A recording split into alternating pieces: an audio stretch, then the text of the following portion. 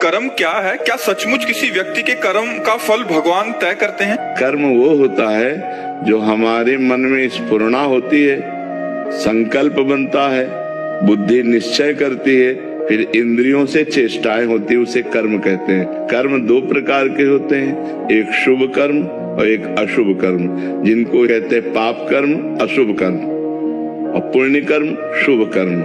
दोनों का फल अवश्य में वो भोक्तव्यम कृतम कर्म शुभाशुभम, अवश्य भोगना पड़ता है, उनका परिणाम भोगना ही पड़ता है।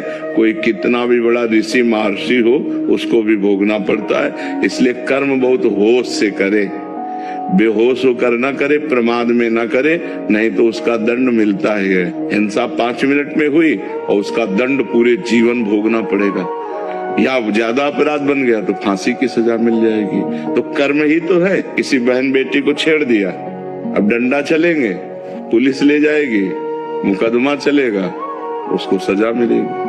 कर्म है, क्रोध आ गया, हम किसी की हिंसा कर दी, आजीवन कारावास। जेल में कर्मों का तो फल है, कुकर्म हो गए तो पूरी जेल भरी हुई है। सारा खेल कर्म का है। कर्म प्रधान विश्व रचि राखा, और जो जस करे तासि फल चाखा। कर्म की प्रधानता से विश्व की रचना हुई है, जो जैसा करता है वैसा फल भोगता है। और अच्छे कर्म हो गए तो देखो राष्ट्रीय सम्मान मिलता है, समाज में आदर मिलता है, और यहाँ सुख मिलता है, और परलोक में भी सुख मिलता है। इसलिए बहुत होश से कर्म करे, और होश बनाने के लिए नाम जप है। जब तक नाम जप नहीं तब तक बेहोश ही हो।